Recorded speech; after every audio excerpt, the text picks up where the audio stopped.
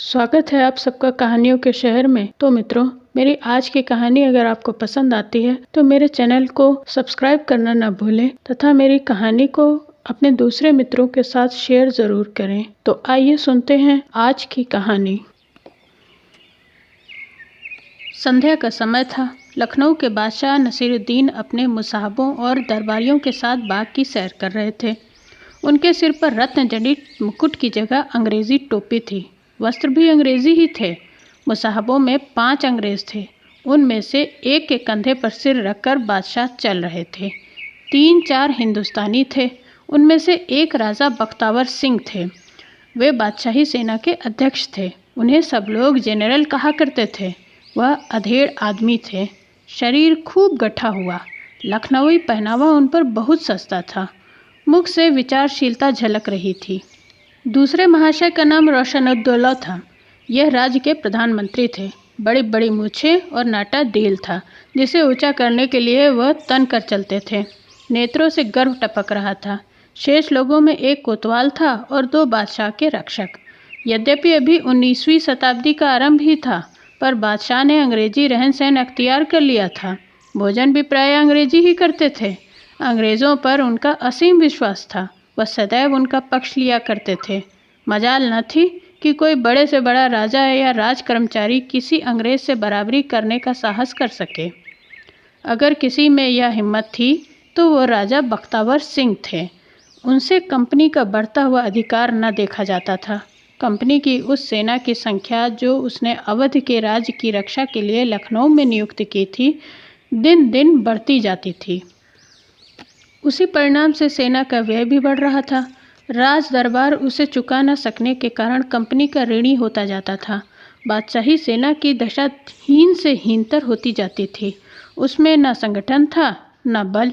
बरसों तक सिपाहियों को वेतन न मिलता था। शस्त्र भी पुराने थे। वर्दी फटी हुई थी। कवायद का नाम नहीं। कोई उनका पूछने वाला न था।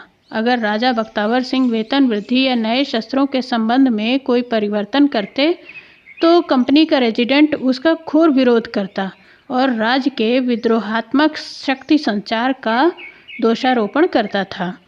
उधर से डांट पड़ती तो बादशाह अपना गुस्सा राजा साहब पर उतारते। बादशाह के सभी अंग्रेज मुसाहब राजा साहब से शंकित रहते और उनकी जड़ खोदने का प्रयास किया करते।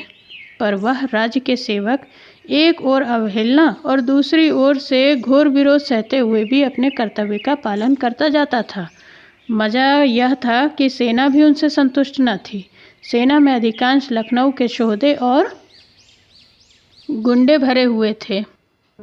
राजा साहब जब उन्हें हटाकर अच्छे अच्छे जवानों की भर्ती करने की चेष्टा करते तो सारी सेना में हाहाकार मच जाता। लोगों को शंका होती कि यह राजपूतों की सेना बनाकर कहीं राज ही पर तो नहीं हाथ बढ़ाना चाहते। इसलिए मुसलमान भी उनसे बदगुमान रहते थे। राजा साहब के मन में बार बार प्रेरणा होती कि इस पद को त्याग कर चले जाएं, पर यह भय उन्हें रोकता था कि मेरे हटते ही अंग्रेजों की बन जाएगी और बादशाह उनके हाथों में कठपुतली बन जाएंगे। रही सही सेना के साथ अवध राज्य का अस्तित्व भी मिट जाएगा। अतएव इतनी कठिनाइयों के होते हुए भी चारों ओर भय विरोध से घिरे होने पर भी वह अपने पद से हटने का निश्चय न कर सकते थे। सबसे कठिन समस्या यह थी कि रोशनुद्दौला भी राजा साहब से खार खाता था। उसे सदैव शंका रहती कि यह मराठों से मैत्री करके अवध राज को मिटाना चाहते हैं। इसलिए वह राजा साहब के प्रत्येक कार्य में बाधा डालता रहता।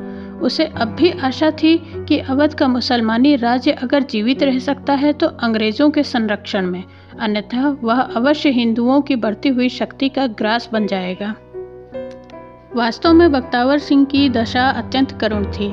वह अपनी चतुराई से जीवा की भांति दांतों के बीच में पड़े हुए अपना काम किया करते। यूं तो वे स्वभाव के अक्खड़ थे, पर अपना काम निकालने के लिए मधुरता और मृदुलताशील और विनय का आवाहन करते रहते।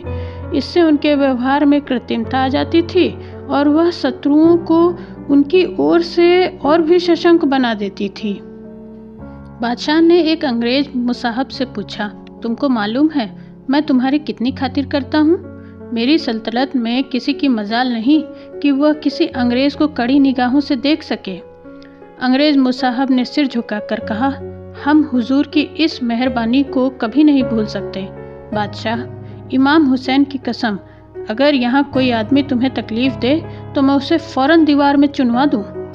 बादशाह की आदत थी, वह बहुधा अपनी अंग्रेज़ी टोपी हाथ में लेकर उसे उंगली पर नचाने लगते थे। रोज़ रोज़ नचाते नचाते टोपी में उंगली का घर हो गया था। इस समय उन्होंने टोपी उठाकर उंगली पर रखी तो टोपी में छेद हो गया। बादशाह का ध्यान अंग्रेज़ों की तरफ था। बख्तावर सिंह बादशाह के मुख से ऐसी बात सुनकर कबाब हुए जाते थे। उक्त कथन में कितनी खुशामद, कितनी नीचता और अवध की प्रजा तथा राजों का कितना अपमान था। और लोग तो टोपी का छिद्र देखकर हंसने लगे, पर राजा बख्तावर सिंह के मुंह से अनायास निकल पड़ा, हुजूर, ताज में सुराख हो गया। राजा साहब के शत्रुओं ने तुरंत कानों पर उंगलियां रख ली। बादशाह को भी ऐसा मालूम हुआ कि राजा ने मुझ पर व्यंग किया है। उनके तेवर बदल गए। अंग्रेजों और अन्य सभासदों ने इस प्रकार कानाफूसी शुरू की जैसे कोई महान अनर्थ हो गया। राजा साहब के मुख से अनर्गल शब्द अवश्य निकले, इसमें कोई संदेह नहीं था। संभव है उन्होंने जानबूझकर व्यंग न किया हो। उनके दुखी हृदय ने साधारण चेतावनी को यह तीव्र रूप दे दिया, पर बात बिगड़ जरूर गई थी। अब उनके शत्रु उन्हें कुचलने के लिए ऐसे सुंदर अवसर को हाथ से क्यों जाने देते। राजा साहब ने सभा का यह रंग देखा तो खून सर्द हो गया। समझ गए आज तो शत्रुओं के पंजे में फंस गया, और ऐसा बुरा फंसा कि भगवान ही निकाले तो निकल सकता हूँ। बादशाह ने कोतवाल से लाल आंखें करके कहा, इस नमक हराम को कैद कर लो और इसी वक्त इसका सिर उड़ा दो। इसे मालूम हो जाए कि बादशाहों से बेअदबी करने का क्या नतीजा होता है। कोतवाल को सहसा जनरल पर हाथ बढ़ाने की हिम्मत न पड़ी। रोशन-उद-दौला ने उसे इशारे से कहा, खड़े सोचते क्या हो, पकड़ लो, नहीं तो तुम भी इसी आग में जल जाओगे। तब कोतवाल ने आगे बढ़कर बख्तावर सिंह को गिरफ्तार कर लिया। एक क्षण में उनकी मुश्कें कस गईं। लोग उन्हें चारों ओर से घेर कर कत्ल करने ले चले। बादशाह ने मुसाहबों से कहा, मैं अभी वहीं चलता हूँ, जरा देखूंगा कि नमक हरामों की लाश क्यों कर तड़पती है। कितनी घोर पशुता थी। यही प्राण जरा देर पहले बादशाह का विश्वास पात्र था। एकाएक बादशाह ने कहा, पहले इस नमक हराम की खिल्लत उतार लो। मैं नहीं चाहता कि मेरी खिल्लत की बेइज्जती हो। किसकी मजाल थी जो जरा भी जबान हिला सके। सिपाहियों ने राजा साहब के वस्त्र उतारने शुरू किए। दुर्भाग्यवश उनके एक जेब से पिस्तौल निकल आई। उसकी दोनों नालियां भरी हुई थी। पिस्तौल देखते ही बादशाह की आंखों से चिंगारियां निकलने लगी।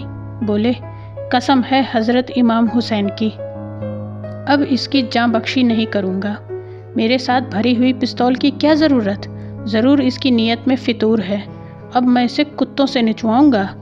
मुसाहबों की तरफ देखकर, देखा तुम लोगों ने इसकी नीयत? मैं अपनी आस्तीन में सांप पाले हुए था। आप लोगों के ख्याल से इसके पास भरी हुई पिस्तौल का निकलना क्या मायने रखता है? अंग्रेज़ों को केवल राजा साहब को नीचा दिखाना मंजूर था। वह उन्हें अपना मित्र बनाकर जितना काम निकाल सकते थे उतना उनके मारे जाने से नहीं। इसी से एक अंग्रेज़ मुसाहब ने कहा, मुझे तो इसमें कोई गैर मुनासिब बात नहीं मालूम होती। जनरल आपका बॉडीगार्ड है, उसे हमेशा हथियार बंद रहना चाहिए, खासकर आपकी खिदमत में हो तो। नहीं मालूम किस वक्त इसकी ज़रूरत आ पड़े। दूसरे अंग्रेज मुसाहबों ने भी इस विचार की पुष्टि की। बादशाह के क्रोध की ज्वाला कुछ शांत हुई। अगर ये ही बातें किसी हिंदुस्तानी मुसाहब की ज़बान से निकली होती तो उसकी जान की खैरियत न थी। कदाचित अंग्रेज़ों को अपनी न्यायपरता का नमूना दिखाने के लिए ही उन्होंने यह प्रश्न किया था। बोले, कसम हज़रत इमाम की, तुम सब के सब शेर के मुंह से उसका शिकार छीनना चाहते हो, पर मैं एक न मानूंगा। बुलाओ कप्तान साहब को, मैं उनसे यही सवाल करता हूँ। अगर उन्होंने भी तुम लोगों की ख्याल की तायीद की तो इसकी जान न लूँगा, और अगर उनकी राय इसके खिलाफ हुई तो इस मक्कार को इसी वक्त जहन्नुम भेज दूंगा। मगर खबरदार, कोई इनकी तरफ किसी तरह का इशारा न करे, वरना मैं ज़रा भी रियायत न करूँगा। और सब के सब सिर झुकाए बैठे रहे। कप्तान साहब थे तो राजा के आदमी, पर इन दिनों बादशाह की उन पर विशेष कृपा थी। वह उन सच्चे राजभक्तों में थे जो अपने को राजा का नहीं, राज्य का सच्चा सेवक समझते थे। वह दरबार से अलग रहते थे। बादशाह उनके कामों से बहुत संतुष्ट थे। एक आदमी तुरंत कप्तान साहब को बुला लाया। राजा साहब की जान उनकी मुट्ठी में थी। रोशनुद्दौला को छोड़कर शायद ही ऐसा कोई व्यक्ति था जिसका हृदय आशा और निराशा से न धड़क रहा हो। सब मन में भगवान से यही प्रार्थना कर रहे थे कि कप्तान साहब किसी तरह इस समस्या को समझ जाएं। कप्तान साहब आए और उनकी उड़ती हुई दृष्टि सभी की ओर देखी। सभी की आंखें नीचे झुकी हुई थी। वह कुछ अनिश्चित भाव से सिर झुकाकर खड़े हो गए। बादशाह ने पूछा, मेरे मुसाहबों को अपनी जेब में भरी हुई पिस्तौल रखना मुनासिब है या नहीं? दरबारियों की नीरवता, उनके आशंकित चेहरे और उनकी चिंतायुक्त अधीरता देखकर कप्तान साहब को वर्तमान समस्या की कुछ टोह मिल गई। वह निर्भीक भाव से बोले, हुजूर, मेरे ख्याल में तो यह उनका फ़र्ज़ है। बादशाह के दोस्त दुश्मन सभी होते हैं। अगर मुसाहब उनकी रक्षा के लिए का भार न लेंगे तो कौन लेगा? उन्हें सिर्फ पिस्तौल ही नहीं और भी छुपे हथियारों से लैस रहना चाहिए। न जाने कब हथियारों की ज़रूरत पड़े तो वह ऐन वक्त पर कहाँ दौड़ते फिरेंगे। राजा साहब के जीवन के दिन बाकी थे। बादशाह ने निराश होकर कहा, रोशन, इसे कत्ल मत करना, काल कोठरी में कैद कर दो। मुझसे पूछे बगैर इसे दाना पानी कुछ भी न दिया जाए। जाकर इसके घर का सारा माल असबाब जब्त कर लो और सारे खानदान को जेल में बंद कर दो। इसके मकान की दीवारें जमींदोज करा देना। घर में एक फूटी हांडी भी न रहने पाए। इससे तो यही कहीं अच्छा था कि राजा साहब की जान जाती, खानदान की बेइज्जती तो न होती, महिलाओं का अपमान तो न होता, दरिद्रता की चोटें तो न सहनी पड़ती, विकार को निकलने का मार्ग नहीं मिलता तो वह सारे शरीर में फैल जाता है। राजा के प्राण बचे पर सारे खानदान को विपत्ति में डालकर। रोशनुद्दौला को मुँह मांगी मुराद मिली। उसकी ईर्ष्या कभी इतनी संतुष्ट न हुई थी। वह मग्न था कि आज वह कांटा निकल गया जो बरसों से उसके हृदय में चुभा हुआ था। आज हिंदू राज्य का अंत हुआ। अब मेरा सिक्का चलेगा। अब मैं समस्त राज्य का विधाता हूँगा। संध्या से पहले ही राजा साहब की सारी स्थावर और जंगम संपत्ति कुड़क हो गई। वृद्ध माता पिता, सुकोमल रमणियाँ, छोटे छोटे बालक, सब के सब जेल में कैद कर दिए गए। इतनी करुण दशा थी कि वे महिलाएं जिन पर कभी देवताओं की निगाह न पड़ी थी, खुले मुंह, नंगे पैर, पांव घसीटती हुई शहर की भरी हुई सड़कों और गलियों से होती, सिर झुकाए शोक चित्रों की भांति जेल की तरफ चली जाती थीं। सशस्त्र सिपाहियों का एक बड़ा दल साथ था। जिस पुरुष के इशारे पर कई घंटे पहले सारे शहर में हलचल मच जाती थी, उसी के खानदान की यह दुर्दशा। राजा बख्तावर सिंह को बंदी गृह में रहते हुए 1 मास बीत गया। वहाँ उन्हें सभी प्रकार के कष्ट दिए जाते थे। यहाँ तक कि भोजन भी यथा समय न मिलता था। उनके परिवार को भी यातनाएं दी जाती थीं। लेकिन राजा साहब को बंदी गृह में एक प्रकार की शांति का अनुभव होता था। वहाँ प्रतिक्षण यह खटका तो न रहता कि बादशाह मेरी किसी बात से नाराज न हो जाए, मुसाहब लोग कहीं मेरी शिकायत तो नहीं कर रहे। शारीरिक कष्टों को सहना उतना कठिन नहीं जितना कि मानसिक कष्टों को। यहाँ सब तकलीफें थीं, पर सिर पर तलवार तो नहीं लटकी रहती थी। उन्होंने मन में निश्चय किया, अब चाहे बादशाह मुझे मुक्त भी कर दें, मगर मैं राजकाज से अलग ही रहूँगा। इस राज का सूर्य अस्त होने वाला है। कोई मानवीय शक्ति उसे विनाश दशा में लीन होने से नहीं रोक सकती। ये उसी पतन के लक्षण हैं। नहीं तो क्या मेरी राजभक्ति का यही पुरस्कार मिलना चाहिए था? मैंने अब तक कितनी कठिनाइयों से राज्य की रक्षा की, यह भगवान ही जानते हैं। शायद ही ऐसा कोई दिन गुजरा होगा जिस दिन मेरा चित्त प्राण शंका से आंदोलित न हुआ हो। इस सेवा, भक्ति और तल्लीनता का यह पुरस्कार है। मेरे मुख से व्यंग शब्द अवश्य निकले, लेकिन उनके लिए इतना कठोर दंड। इससे तो यह कहीं अच्छा था कि मैं कत्ल कर दिया गया होता। अपनी आंखों से अपने परिवार की यह दुर्गति तो न देखता। सुनता हूँ पिताजी को सोने के लिए चटाई नहीं दी गई है। न जाने स्त्रियों पर कैसे कैसे अत्याचार हो रहे होंगे। लेकिन इतना जानता हूँ कि प्यारी सुक्ता अंत तक अपने सतीत्व की रक्षा करेगी, अन्यथा प्राण दे देगी। मुझे बेड़ियों की परवाह नहीं, पर सुनता हूँ लड़कों के पैरों में भी बेड़ियाँ डाली गई हैं। यह सब इसी कुटिल रोशनुद्दौला की शरारत है। जिसका जी चाहे इस समय सता ले, कुचल ले, मुझे किसी से कोई शिकायत नहीं। भगवान से यही प्रार्थना है कि अब संसार से उठा ले। मुझे अपने जीवन में जो कुछ करना था कर चुका और उसका खूब फल पा चुका। मेरे जैसे आदमी के लिए संसार में स्थान नहीं है। राजा इन्हीं विचारों में डूबे थे। सहसा उन्हें अपनी काल कोठरी की ओर किसी के आने की आहट मिली। रात बहुत हो चुकी थी। चारों ओर सन्नाटा छाया था। उस अंधकार में सन्नाटे में किसी के पैरों की चाप स्पष्ट सुनाई दे रही थी। कोई बहुत पांव दबा दबा कर चल रहा था। राजा साहब का कलेजा धक धक करने लगा।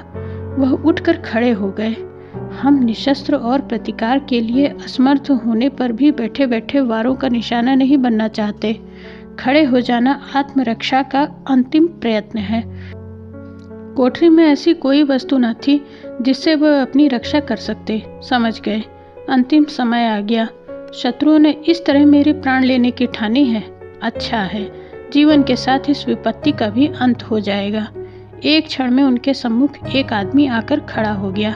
राजा साहब ने पूछा, कौन है?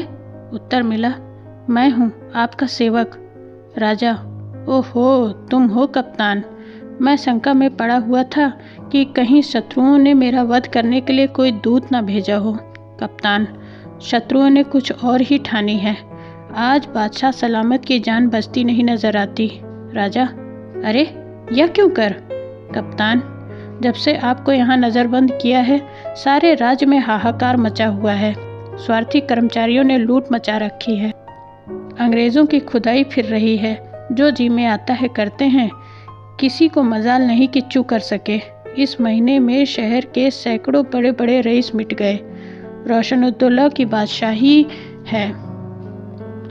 बाजारों का भाव चढ़ता जाता है। बाहर से व्यापारी लोग डर के मारे कोई चीज़ नहीं लाते। दुकानदारों से मनमानी रकमें महसूल के नाम पर वसूल की जा रही हैं। गल्ले का भाव इतना चढ़ गया है कि कितने ही घरों में चूल्हा जलने की नौबत नहीं आती। सिपाहियों को अभी तक तनख्वाह नहीं मिली। वे जाकर दुकानदारों को लूटते हैं। सारे राज्य में बदअमनी हो रही है। मैंने कई बार यह कैफियत बादशाह सलामत के कानों तक पहुंचाने की कोशिश की, मगर वह यह तो कह देते हैं कि मैं इसकी तहकीकात करूंगा और फिर बेखबर हो जाते हैं। आज शहर के बहुत से दुकानदार फरियाद लेकर आए थे कि हमारे हाल पर निगाह न की गई तो हम शहर छोड़कर कहीं और चले जाएंगे। क्रिस्तानों ने उनको सख्त कहा, धमकाया, लेकिन उन्होंने जब तक अपनी सारी मुसीबत न बयान कर ली वहाँ से ना हटे। आखिर बादशाह सलामत ने उनको दिलासा दिया तो चले गए। राजा, बादशाह पर इतना असर हुआ? मुझे तो यही ताज्जुब है। कप्तान, असर बसर कुछ नहीं हुआ। यह सब उनकी एक दिल्लगी है। शाम को खास मुसाहबों को बुलाकर हुक्म दिया है कि आज मैं भेष बदल कर शहर की गश्त करूंगा। तुम लोग भी भेष बदल कर मेरे साथ रहना। मैं देखना चाहता हूँ कि रियाया क्यों इतनी घबराई हुई है। सब लोग मुझसे दूर रहें, किसी को मालूम न हो कि मैं कौन हूँ। रोशनुद्दौला और 5 अंग्रेज मुसाहिब साथ रहेंगे। राजा, तुम्हें क्यों कर यह बात मालूम हो गई? कप्तान, मैंने उसी अंग्रेज हज्जाम को मिला रखा है। दरबार में जो कुछ होता है उसका मुझे पता मिल जाता है। उसी की सिफारिश से आपकी खिदमत में हाजिर होने का मौका मिला। घड़ियाल में 10 बजते हैं। 11 बजे चलने की तैयारी है। 12 बजते बजते लखनऊ का तख्त खाली हो जाएगा। राजा घबरा कर, क्या इन सबों ने उन्हें कत्ल करने की साजिश कर रखी है? कप्तान, जी नहीं, कत्ल करने की उनकी मंशा पूरी न होगी। बादशाह को बाजार की सैर कराते हुए गोमती की तरफ ले जाएंगे। वहाँ अंग्रेज सिपाहियों का एक दस्ता तैयार होगा। वह बादशाह को फौरन एक गाड़ी में बैठाकर रेजिडेंसी में ले जाएगा। वहाँ रेजिडेंट साहब बादशाह सलामत को सल्तनत से इस्तीफ़ा देने को मजबूर करेंगे। उसी वक्त उनसे इस्तीफ़ा लिखा लिया जाएगा और इसके बाद रातों रात उन्हें कलकत्ते भेज दिया जाएगा। राजा, बड़ा गजब हो गया। अब तो वक्त बहुत कम है। बादशाह सलामत निकल पड़े होंगे। कप्तान, गजब क्या हो गया? इनकी इजाज़त से किसे आराम था?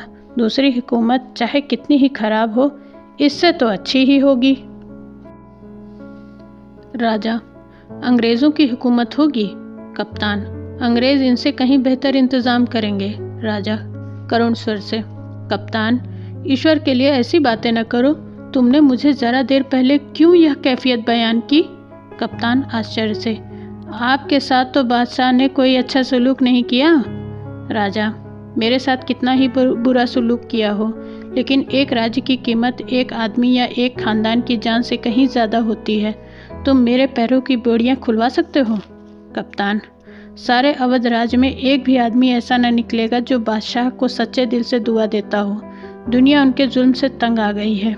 राजा, मैं अपनों के जुल्म को गैरों की बंदगी से कहीं बेहतर ख्याल करता हूँ। बादशाह की यह हालत गैरों के भरोसे पर हुई है। वह इसीलिए किसी की परवाह नहीं करते कि उन्हें अंग्रेज़ों की मदद का यकीन है। मैं इन फिरंगियों की चालों को गौर से देखता आया हूँ। बादशाह के मिजाज को उन्होंने बिगाड़ा है। उनकी मंशा यही थी जो हुआ।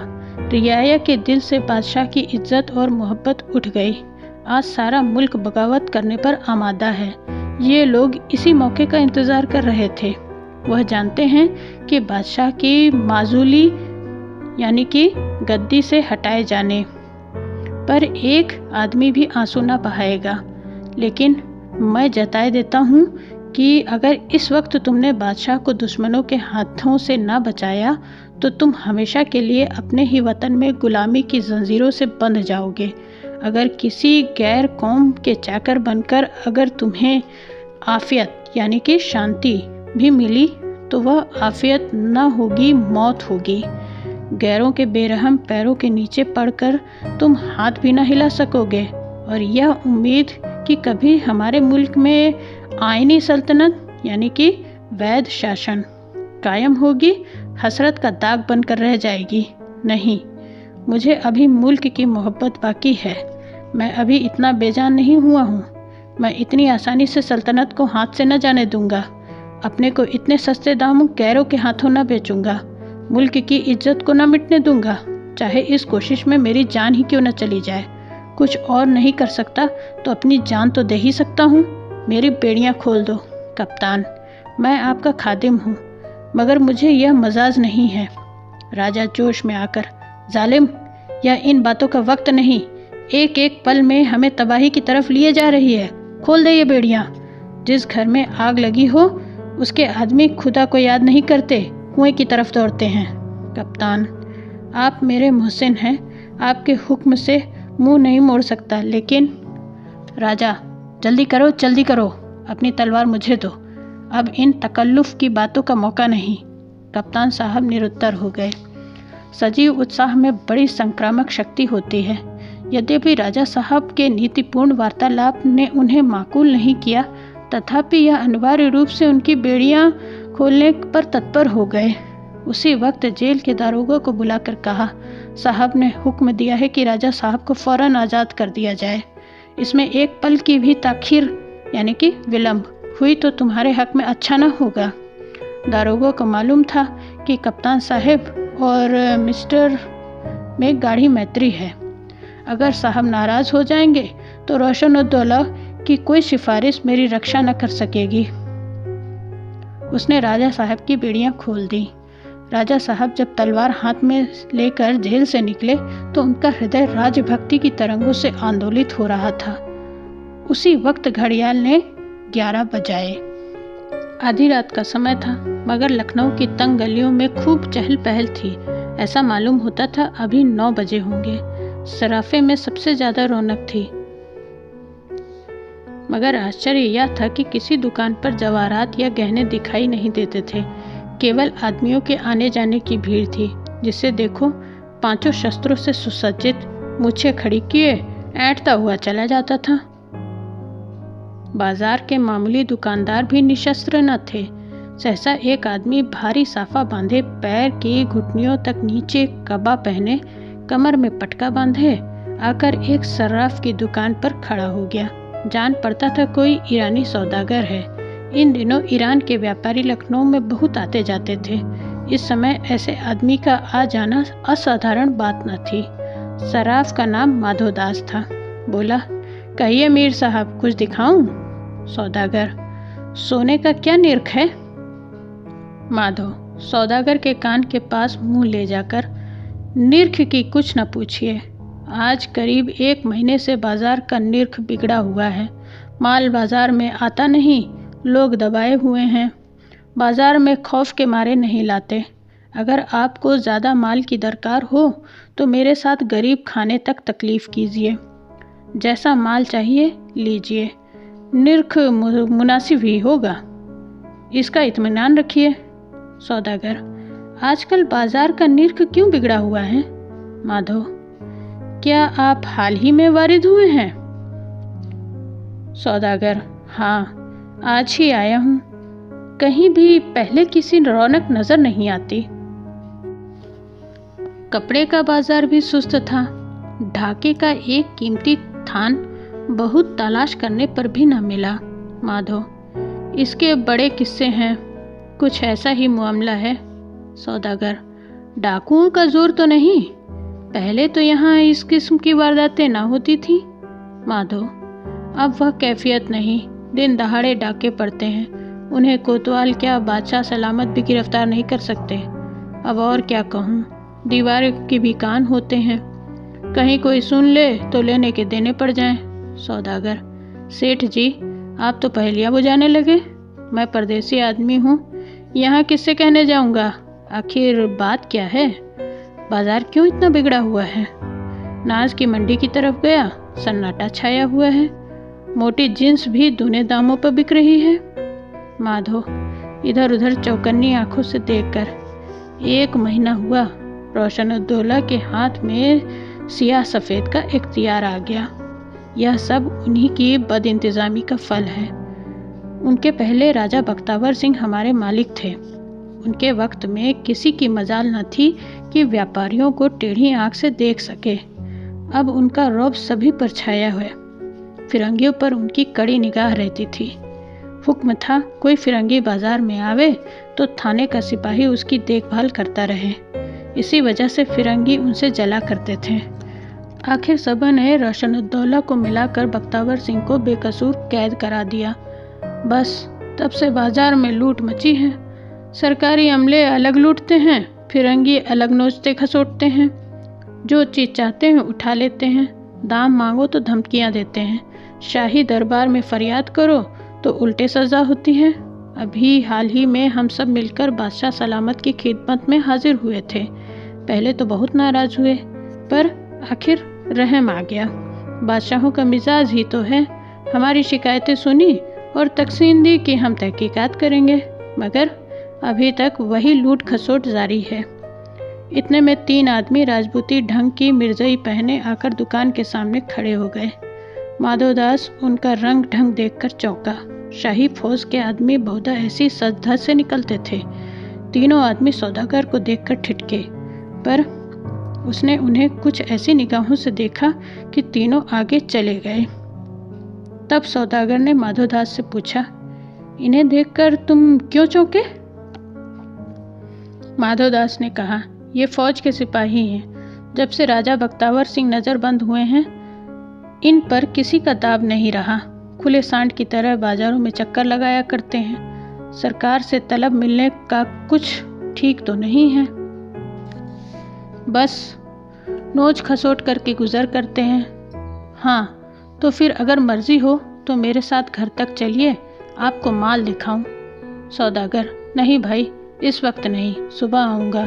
देर हो गई है और मुझे अभी यहाँ की हालत देखकर कुछ खौफ मालूम होने लगा है। यह कहकर सौदागर उसी तरफ चला गया जिधर वे तीनों राजपूत गए थे। थोड़ी देर में 3 आदमी और सराफे में आए। एक तो पंडितों की तरह नीली चपकन पहने हुए था, सिर पर गोल पगिया थी और कंधे पर जरी के काम का शॉल। उसके दोनों साथी खिदमतगारों के से कपड़े पहने हुए थे। तीनों इस तरह इधर उधर ताक रहे थे मानो किसी को खोज रहे हों। यूं ताकते हुए तीनों आगे चले गए। ईरानी सौदागर तीव्र नेत्रों से इधर उधर देखता हुआ 1 मील चला। वहाँ एक छोटा सा बाग था, पुरानी मस्जिद भी थी। सौदागर वहाँ ठहर गया। एकाएक तीनों राजपूत मस्जिद से बाहर निकल आए और बोले, हुजूर तो बहुत देर तक सराफ की दुकान पर बैठे रहे, क्या बातें हुई? सौदागर ने अभी कुछ जवाब न दिया था कि पीछे से पंडित और उसके दोनों खिदमतगार भी आ पहुंचे। सौदागर ने पंडित को देखते ही भर्त्सनापूर्ण शब्दों में कहा, मियाँ रोशनउद्दौला, मुझे इस वक्त तुम्हारे ऊपर इतना गुस्सा आ रहा है कि तुम्हें कुत्तों से नचवा दूं। नमक हराम कहीं का दगाबाज, तूने मेरी सल्तनत को तबाह कर दिया। सारा शहर तेरे जुल्म का रोना रो रहा है। मुझे आज मालूम हुआ कि तूने क्यों राजा बख्तावर सिंह को कैद कराया। मेरी अक्ल पर न जाने क्यों पत्थर पड़ गए थे कि मैं तेरी चिकनी चुपड़ी बातों में आ गया। इस नमक हरामी की तुझे वह सज़ा दूंगा कि देखने वालों को भी इबरत यानी कि शिक्षा हो। रोशनउद्दौला ने निर्भीकता से उत्तर दिया, आप मेरे बादशाह हैं, इसलिए आपका अदब करता हूँ, वरना इसी वक्त इस बदज़बानी का मज़ा चखा देता। खुद तो आप महल में हसीनों के साथ ऐश किया करते हैं, दूसरों को क्या गरज पड़ी है कि सल्तनत की फिक्र से दुबले हों। खूब, हम अपना खून जलाएं और आप जश्न मनाएं। ऐसे अहमक कहीं और रहते होंगे। बादशाह क्रोध से कांपते हुए, मियाँ, मैं तुम्हें हुक्म देता हूँ कि इस नमक हराम को अभी गोली मार दो। मैं इसकी सूरत नहीं देखना चाहता और इसी वक्त जाकर इसकी जायदाद जब्त कर लो। इसके खानदान का एक बच्चा भी जिंदा न रहने पाए। रोशन, मैं तुमको हुक्म देता हूँ कि इस मुल्क और कौम के दुश्मन, रैयत के कातिल और बदकार आदमी को फौरन गिरफ्तार कर लो। यह इस काबिल नहीं कि ताज और तख्त का मालिक बने। इतना सुनते ही पांचों अंग्रेज मुसाहबों ने, जो भेष बदले हुए साथ थे, बादशाह के दोनों हाथ पकड़ लिए और खींचते हुए गोमती नदी की तरफ ले चले। तब बादशाह की आंखें खुली, समझ गए कि पहले ही से यह षड्यंत्र रचा गया था। इधर उधर देखा, कोई आदमी नहीं, शोर मचाना व्यर्थ था। बादशाही का नशा उतर गया। दुर्व्यवस्था ही वह अग्नि परीक्षा थी जो मुअल्लमे और रोगन को उतार कर मनुष्य को यथार्थ रूप दिखा देती है। ऐसे ही अवसरों पर विदित होता है कि मानव हृदय में कृत्रिम भावों का कितना गहरा रंग चढ़ा है। एक क्षण में बादशाह की उद्दंडता और घमंड ने दीनता और विनयशीलता का आश्रय लिया। बोले, मैंने तो आप लोगों की मर्जी के खिलाफ ऐसा कोई काम नहीं किया जिसकी यह सज़ा मिले। मैंने आप लोगों को हमेशा अपना दोस्त समझा है। रोशन, तो हम लोग जो कुछ कर रहे हैं वह भी आपके फ़ायदे के लिए ही कर रहे हैं। हम आपके सिर से सल्तनत का बोझ उतार कर आपको आज़ाद कर देंगे, तब आपके ऐश में खलल न पड़ेगा। आप बेफिक्र होकर हसीनों के साथ ज़िंदगी के बहार लूटिएगा। बादशाह, तो क्या आप लोग मुझे तख्त से उतारना चाहते हैं? रोशन, नहीं, आपको बादशाही की जिम्मेदारियों से आज़ाद कर देना चाहते हैं। बादशाह, हज़रत इमाम की कसम, मैं यह जिल्लत न बर्दाश्त करूँगा। मैं अपने बुज़ुर्गों का नाम न डुबोऊंगा। रोशन, आपके बुज़ुर्गों के नाम की फ़िक्र हमें ज़्यादा है। आपकी ऐश परस्ती बुज़ुर्गों का नाम रोशन नहीं कर रही है। बादशाह दीनता से, वादा करता हूँ कि आइंदा से आप लोगों को शिकायत का मौका न दूंगा। रोशन, नशेबाजों के वादों का कोई दीवाना ही यकीन कर सकता है। बादशाह, तुम मुझे ज़बरदस्ती तख्त से नहीं उतार सकते। रोशन, इन धमकियों की ज़रूरत नहीं, चुपचाप चले चलिए। आगे आपको सेज गाड़ी मिल जाएगी, हम आपको इज्जत के साथ रुखसत करेंगे। बादशाह, आप जानते हैं रियाय पर इसका क्या असर होगा? रोशन, खूब जानता हूँ। आपकी हिमायत में एक उंगली भी ना उठेगी। कल सारी सल्तनत में घी के चिराग जलेंगे। इतनी देर में सब लोग उस स्थान पर आ पहुँचे जहाँ बादशाह को ले जाने के लिए सवारी तैयार खड़ी थी। लगभग 25 सशस्त्र गोरे सिपाही भी खड़े थे। बादशाह सेज गाड़ी को देखकर मचल गए। उनके रुधिर की गति तीव्र हो गई। भोग और विलास के नीचे दबी हुई मर्यादा सजग हो गई। उन्होंने जोर से झटका देकर अपना हाथ छुड़ा लिया और नैराश्यपूर्ण दुस्साहस के साथ परिणाम भय को त्याग कर उच्च स्वर में बोले, ए लखनऊ के बसने वालों, तुम्हारा बादशाह यहाँ दुश्मनों के हाथ कत्ल किया जा रहा है। उसे इनके हाथों से बचाओ, वरना पछताओगे। यह आर्त पुकार आकाश की नीरवता को चीरती हुई गोमती की लहरों में विलीन नहीं हुई, बल्कि लखनऊ वालों के हृदयों में जा पहुंची। राजा बख्तावर सिंह बंदीगृह से निकलकर नगर वासियों को उत्तेजित करते और प्रतिक्षण रक्षाकारियों के दल को बढ़ाते बड़े वेग से दौड़े चले आ रहे थे। एक पल का विलंब भी षड्यंत्रकारियों के घातक विरोध को सफल कर सकता था। देखते देखते उनके साथ 2-3 हजार सशस्त्र मनुष्यों का दल हो गया। यह सामूहिक शक्ति बादशाह का और लखनऊ राज्य के उद्धार कर सकती थी। समय सब कुछ था। बादशाह गोरी सेना के पंजे में फंस गए तो फिर समस्त लखनऊ भी उन्हें मुक्त न करा सकता था। राजा साहब ज्यों-ज्यों आगे बढ़ते जाते नैराश्य से दिल बैठा जाता था। विफल मनोरथ होने की शंका से उत्साह भंग हुआ जाता था। अब तक कहीं उन लोगों का पता नहीं। अवश्य हम देर से पहुँचे। विद्रोहियों ने अपना काम पूरा कर लिया। लखनऊ राज्य की स्वाधीनता सदा के लिए विसर्जित हो गई। ये लोग निराश होकर लौटना ही चाहते थे कि अचानक बादशाह का अंतर्नाद सुनाई दिया। कई हजार कंठों से आकाश भेदी निकली, हुजूर को खुदा सलामत रखे, हम फिदा होने को आ पहुँचे। समस्त दल एक ही प्रबल इच्छा से प्रेरित होकर वेगवती जलधारा की भांति घटनास्थल की ओर दौड़ा। आसक्त लोग भी सशक्त हो गए। पिछड़े हुए लोग आगे निकल जाना चाहते थे। आगे के लोग चाहते थे कि उड़कर जा पहुँचे। इन आदमियों की आहट पाते ही गोरों ने बंदूक भरी और 25 बंदूकों की बाढ़ सर हो गई। रक्षाकारियों में कितने ही लोग गिर पड़े, मगर कदम पीछे न हटे। वीर मद ने और भी मतवाला कर दिया। एक क्षण में दूसरी बाढ़ आई। कुछ लोग फिर वीर गति को प्राप्त हुए, लेकिन कदम आगे बढ़ते ही गए।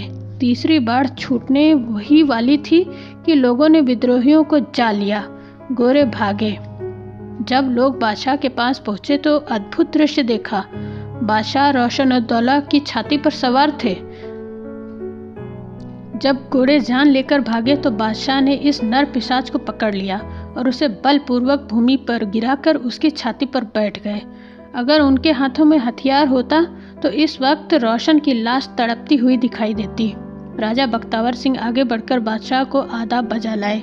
लोगों की जय ध्वनि से आकाश हिल उठा। कोई बादशाह के पैरों को चूमता तो कोई उन्हें आशीर्वाद देता, और रोशन-उद-दौला का शरीर तो लातों और घूसों का लक्ष्य बना हुआ था।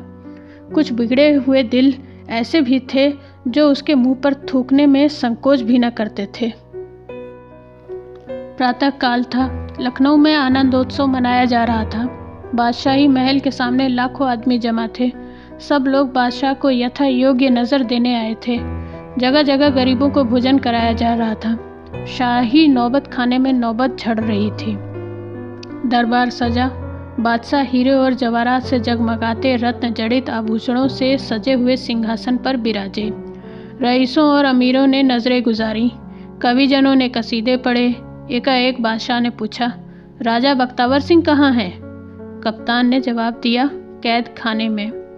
बादशाह ने उसी वक्त कई कर्मचारियों को भेजा कि राजा साहब को जेल खाने से इज्जत के साथ ले आएं। जब थोड़ी देर बाद राजा ने आकर बादशाह को सलाम किया तो वे तख्त से उतरकर उनसे गले मिले और उन्हें अपनी दाहिनी ओर सिंहासन पर बैठाया। फिर दरबार में खड़े होकर उनकी सुकीर्ति और राजभक्ति की प्रशंसा करने के उपरांत अपने ही हाथों से उन्हें खिलत पहनाई। राजा साहब के कुटुंब के प्राणी आदर और सम्मान के साथ विदा किए गए। अंत को जब दोपहर के समय दरबार बर्खास्त होने लगा तो बादशाह ने राजा साहब से कहा, आपने मुझ पर और मेरी सल्तनत पर जो एहसान किया है उसका सिला देना मेरी इम्कान से बाहर है। मेरी आपसे यही इल्तिजा है कि आप वजारत का कलमदान अपने हाथ में लीजिए और सल्तनत का जिस तरह मुनासिब समझिए इंतज़ाम कीजिए। मैं आपके किसी काम में दखल ना दूंगा। मुझे एक गोशे में पड़ा रहने दीजिए। नमक हराम रोशन को भी मैं आपके सुपुर्द किए देता हूँ। आप इसे जो चाहें सज़ा दें। मैं इसे कब का जहन्नुम भेज चुका होता, पर यह समझकर कि यह आपका शिकार है इसे छोड़े हुए हूँ। लेकिन बख्तावर सिंह बादशाह के उच्छृंग स्वभाव से भली भांति परिचित थे। वह जानते थे बादशाह की ये सदिच्छाएं थोड़ी ही दिनों की मेहमान हैं। मानव चरित्र में आकस्मिक परिवर्तन बहुत कम हुआ करते हैं। 2-4 महीने में दरबार फिर से उसी रंग में हो जाएगा। इसलिए मेरा तटस्थ रहना ही अच्छा है। राज्य के प्रति मेरा जो कर्तव्य था वह मैंने पूरा किया। मैं दरबार से अलग रहकर निष्काम भाव से जितनी सेवा कर सकता हूँ उतनी दरबार में रहकर कदापि नहीं कर सकता। हितैषी मित्र का जितना सम्मान होता है, स्वामी भक्त सेवक का उतना नहीं हो सकता। वह विनीत भाव से बोले, हुजूर, मुझे इस ओहदे से मुआफ़ रखें। मैं यूं ही आपका खादिम हूँ। इस मनसब पर किसी लायक आदमी को माशूर फरमाए। मैं अक्खड़ राजपूत हूँ, मुल्क की इंतज़ाम करना क्या जानूँ। बादशाह, मुझे तो आपसे ज़्यादा लायक और वफादार आदमी नज़र नहीं आता। मगर राजा साहब उनकी बातों में ना आए। आखिर मजबूर होकर बादशाह ने उन्हें ज़्यादा न दबाया। क्षण भर बाद रोशनुद्दौला को सज़ा देने का प्रश्न उठा। तब दोनों आदमियों में इतना मतभेद हुआ कि वाद विवाद की नौबत आ गई। बादशाह आग्रह करते रहे, इसे कुत्तों से नचवा दिया जाए। राजा साहब इस बात पर अड़े हुए थे कि इसे जान से न मारा जाए, केवल नज़रबंद कर दिया जाए। अंत में बादशाह ने क्रुद्ध होकर कहा, एक दिन यह आपको ज़रूर दगा देगा। राजा, इस खौफ से मैं इसकी जान न लूँगा। बादशाह, तो जनाब आप चाहें इसे मुआफ़ कर दें, मैं कभी मुआफ़ नहीं कर सकता। राजा, आपने इसे मेरे सुपुर्द कर दिया है, दी हुई चीज़ को आप वापस कैसे लेंगे। बादशाह ने कहा, तुमने मेरे निकलने का कोई रास्ता नहीं रखा। रोशनुद्दौला की जान बच गई। वजारत का पद कप्तान साहब को मिला। मगर सबसे विचित्र बात यह थी कि रेजिडेंट ने इस षड्यंत्र से पूर्ण अनभिज्ञता प्रकट की और साफ लिख दिया कि बादशाह सलामत अपने अंग्रेज़ मुसाहबों को जो चाहे सजा दें, कोई आपत्ति न होगी। मैं उन्हें पाता तो स्वयं बादशाह की खिदमत में भेज देता, लेकिन 5 महानुभावों में से एक का भी पता न चला। शायद वे सब रातों रात कलकत्ते भाग गए। इतिहास में उक्त घटना का कहीं उल्लेख नहीं किया गया, लेकिन किंवदंतियाँ जो इतिहास से अधिक विश्वसनीय है, उनकी सत्यता की साक्षी हैं। तो मित्रों, यह कहानी बस यहीं तक। मुझे उम्मीद है आपको पसंद आई होगी। अगर आपको मेरी यह कहानी पसंद आई है तो मेरे चैनल को सब्सक्राइब करना न भूलें। मिलते हैं जल्द एक नई कहानी के साथ। तब तक के लिए धन्यवाद।